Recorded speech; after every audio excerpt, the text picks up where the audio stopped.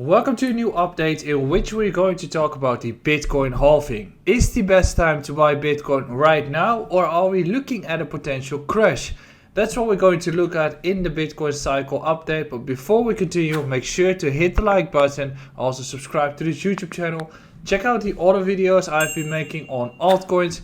And also make sure to join our public Discord or whitelist yourself for the course, as you can win one of them. And we are most likely going to launch the course in 4 weeks from now. Also, in this update, we're going to talk about the cycles, as next year we're going to have an halving. And there will also be a slight discussion on the Litecoin halving, which is going to take place in 3 months from now. So before we're just going to continue, we can definitely see that the engagement and overall interest in crypto is on its all-time low. Nobody has any interest. The price of Bitcoin is swimming around $26,000 to $27,000, which is also not very interesting. But I think the engagement is overall so low, given that altcoins are currently at their all-time lows when it comes to the Bitcoin pair, at least at their lowest point from the cycle. Now, let's move towards the charts, where we're going to focus on the Bitcoin cycle, see whether we can find some interesting points, whether Bitcoin is under or overvalued, and what we can derive from that. Let's move towards the charts. So the first thing you have to do when you're looking at the halving cycle is that you're looking at the Bitcoin price action, right? So the first halving that we are having here, it has been taking place in November 2012. The second halving has been taking place in July 2016. July is there, a little bit earlier. The third halving took place in May 2020, and the fourth halving was taking place during the period, or it's going to take place during April of 2024. So we're relatively close to one again, which means that if you look at the entire cycle, we peak approximately 1.5 years before the halving. In this case, we peaked already 2.5 years before the halving. In this case, we peaked 2.5 years before the halving. In this case, we also peaked 2.5 years before the halving. So then the period of the downwards movement, which is until there, is pretty much still a period where people are very much interested into the asset. Now, in this period, that is the boring period, I would say. So that's the period where you're not going to see many movements taking place on the markets. Well, that's actually the best period to start accumulating. It's also the period where altcoins will start to do really bad, because altcoins need to have confidence from Bitcoin. That can come by breaking levels, but can also come by just breaking the all-time high. Usually altcoins will outperform massively when Bitcoin starts to break the all-time high. So what do we see here? In 2012 we've had a crash, first rally, and then another run up going into the halving. 2015, 2016. So approximately 1 year before the halving, we were here and we were on the edge of having a run. Alright, so that could be the case right now too. 1 year before the halving was November 2011, we broke up again. 1 year before the halving, we had a peak run on the markets, which was here. Since then we started to consolidate. And actually, we were on the edge of breaking towards new highs, I think. But then Corona came around. So normally I would say that this cycle would have been doing this, in which we would have been reaching 18k or so, and then retest, in which we just consolidate and continue to run. Now, currently we are seeing a similar path on the market, right? So if you're looking at the entire halving cycle, you could argument that we are into the same phase. So here we broke a rally up, here we broke a rally up. 1 year before we started to run, it was the bottom. 1 year before, we still had the run here, had a simple or at least normal correction taking place after, and then the Corona crash was the outlier before we started to break out massively. What happens after the halving cycle ends, or at least the halving takes place? Bull cycle. Here we ran from $10 towards 182. Here we ran, or we corrected a little bit from 652 to 500. We retested the previous level again and started to run to 20k. Here we ran from 9 to 69k, which people say that it's a weak bull market, but I think that the entire bull market topped out lower than expected. I think that there is an argument to make that the 200 MAs have been making a very important factor here. the Bitcoin price action usually never drops beneath the 200 MA. Alright? It will happen in the future. It did happen this time. But you can find an argument for that. So what do we see in this cycle again? 2012, we don't know much, except for the fact that it was probably still on the moving average if they were there. With the 2015 one, we still have been acting beneath, and we started to break above it in this entire run, approximately a year before the halving. 2019, we broke above it, had our first run, and then a retest before we started to break up again.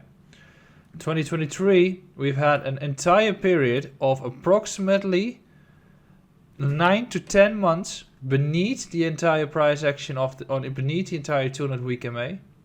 We even had a cross, and we break above it right now, and currently are consolidating on it as support. I don't say it's going to be holding. I think we can still drop beneath, but if we drop beneath, Bitcoin is pretty much dead. And right now the thesis is that we must be going down, but we also saw the Nasdaq do it well. And also, if we're going to have a case where we must be going down because of macro, then we can have another discussion. So based on this entire theory that we continue to hold on the 200-week MA, this entire bull cycle should have been higher. As I mentioned here, if Corona didn't take place, we probably would have been reaching 18K, or at least 16K to 18K.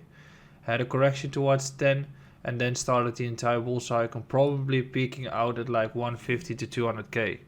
Because then, if you are having 150 to 200K and have our standard 80% correction, you come back down towards approximately 30K, which then is the low for the markets on the 200-week MA.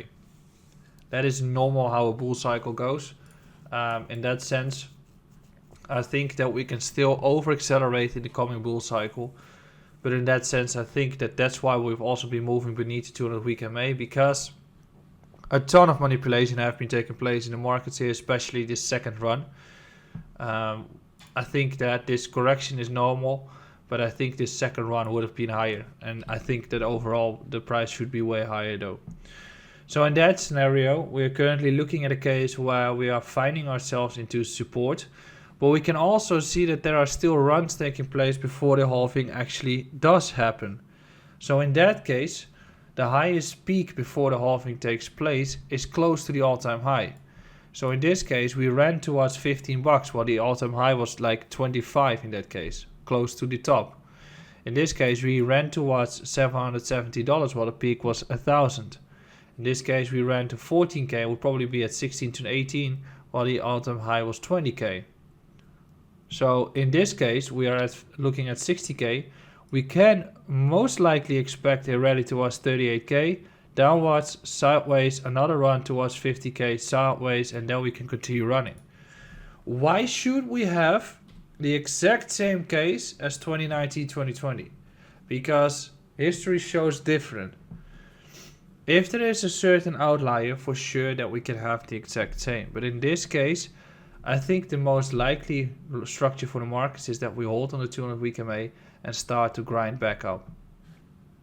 Now, when we're looking at Litecoin against USD, which is pretty much the same chart. I need to find an old chart. Probably Kraken has given it to me. There we go.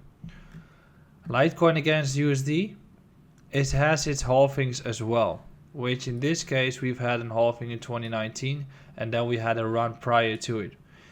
People argument that we need to have the exact same run again, and that given that we've not been seeing it because this was a few months before, we're most likely not going to see it happening at this point. However, when we look at the entire markets, we can also argument that it ran towards the 618. In this case, we are looking at an entire rally. It went back towards 42. We are still looking at the rally towards 182, taking out these highs, finding its top here. Maybe a bit higher, so somewhere around here. I think that the closer you get towards the halving, it's still very likely that it happens. If we look back towards the Bitcoin chart, we saw, if we put it on log, we saw that we have a rally just very close to the actual event. Another one here, just a few months before. Another one would have been here too, just a few months before, and here we had one too. So ultimately, when we're looking at the markets for Bitcoin, and it's still premature, but it seems very likely that we're going to hold above the 200-week MA. Does that mean that it's a great period to start buying? That's up to you. If we have another retest low, I think you should just continue accumulating. But we're just witnessing a correction of approximately 6 weeks, and I think we're gonna get there. Now, when you look at the total market cap is currently looking at a similar case. Alright, moves beneath the 200-week MA a little bit more, but then reclaims and then it doesn't come back beneath it again. In this case, we are having a beautiful test, creating a beautiful doji. So the coming weeks, it is most likely the case where we're going to have this upwards movements taking place. As long as we hold above the 200-week MA for Bitcoin and for the total market cap.